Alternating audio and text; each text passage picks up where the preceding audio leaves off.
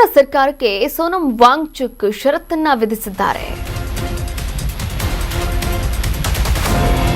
ಕೇಂದ್ರ ಸರ್ಕಾರಕ್ಕೆ ಸೋನಂ ವಾಂಗ್ಚುಕ್ ಷರತ್ತನ್ನ ವಿಧಿಸಿದ್ದಾರೆ. ಪ್ರಧಾನ್ ರಿಸೈನ್ಗೆ ಆಗ್ರಹಿಸಿ ಸೋನಂ ಉಪವಾಸವನ್ನ ಕುರಿತಿದ್ರು.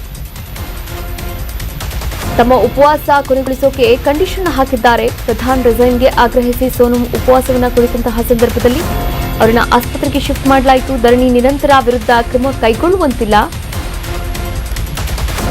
ಸ್ಟೂಡೆಂಟ್ಸ್ ಮೇಲೆ ಎಫ್ಐಆರ್ ಹಾಕುವಂತಿಲ್ಲ, ವಿದ್ಯಾರ್ಥಿಗಳಿಗೆ ಕಿರುಕುಳ ಕೊಡುವಂತಿಲ್ಲ, ಖಚಿತ ಭರವಸೆಯನ್ನ ನೀಡಿದ್ರೆ ಉಪವಾಸವನ್ನ ವಾಪಸ್ ಪಡೆದುಕೊಳ್ತೇನೆ ಹೀಗಂತ ಕೇಂದ್ರ ಸರ್ಕಾರಕ್ಕೆ ಒತ್ತಾಯ ಮಾಡಿದ್ದಾರೆ ವಾಂಗ್ಚುಕ್.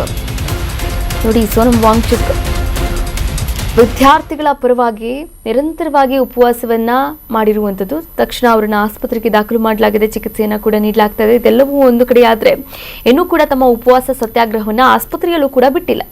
ನಾನು ಇವಾಗಲೂ ಕೂಡ ಉಪವಾಸವನ್ನ ಬಿಡಬೇಕು ಅನ್ನೋದಾದ್ರೆ ನನ್ನ ಒಂದಷ್ಟು ಕಂಡೀಷನ್ಸ್ ಇದೆ. ಆ ಕಂಡೀಷನ್ಸ್ನ ಕೇಂದ್ರ ಸರ್ಕಾರ ಕೇಳಬೇಕು, ಕೇಂದ್ರ ಸರ್ಕಾರ ಭರವಸೆಯನ್ನು ಕೂಡ ನೀಡಬೇಕು ಈಡೇರಿಸುವಂತಹ ಈ ಒಂದಷ್ಟು ಕಂಡೀಷನ್ಸ್ನ ಹಾಕಿರುವಂಥದ್ದು. ಹಾಗಾದರೆ ಆ ಕಂಡೀಷನ್ಸ್ ಏನು ನೋಡಿ, ಕೇಂದ್ರಕ್ಕೆ ಷರತ್ತು ಹಾಕಿದ್ದಾರೆ ವಾಂಗ್ಚುಕ್. ಒಂದು ಲೆಟರನ್ನು ಕೂಡ ಬರೆದಿದ್ದಾರೆ. ಆ ಲೆಟರ್ ಪ್ರತಿಯನ್ನು ನೀವು ದೃಶ್ಯಾವಳಿಗಳಲ್ಲಿ ಗಮನಿಸಬಹುದಾಗಿದೆ.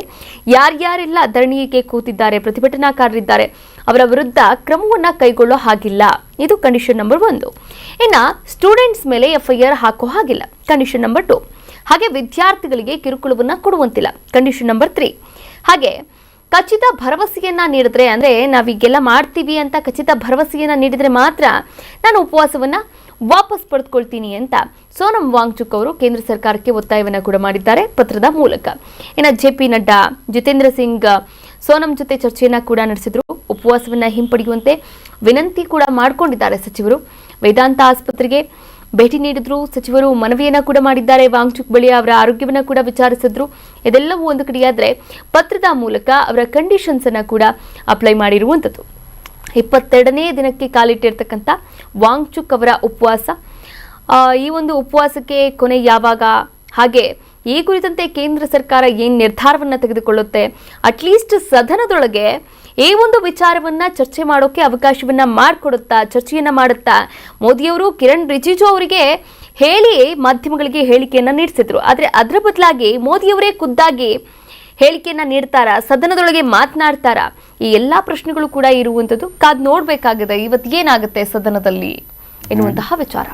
25वां दिन है मेरे अनशन का. 25वें दिन तक लगभग मेरा 11 किलो वजन कम हुआ है और काफ़ी मांसपेशियां कम होने लगी हैं, मगर ठीक ही हूँ.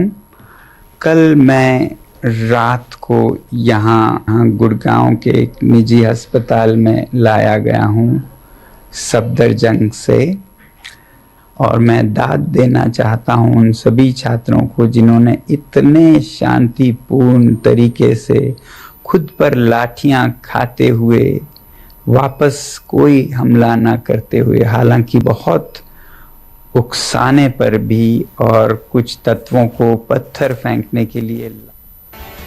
कर्नाटका न्यूज़ बीट फॉलो ಮಾಡಿ, सब्सक्राइब ಮಾಡಿ.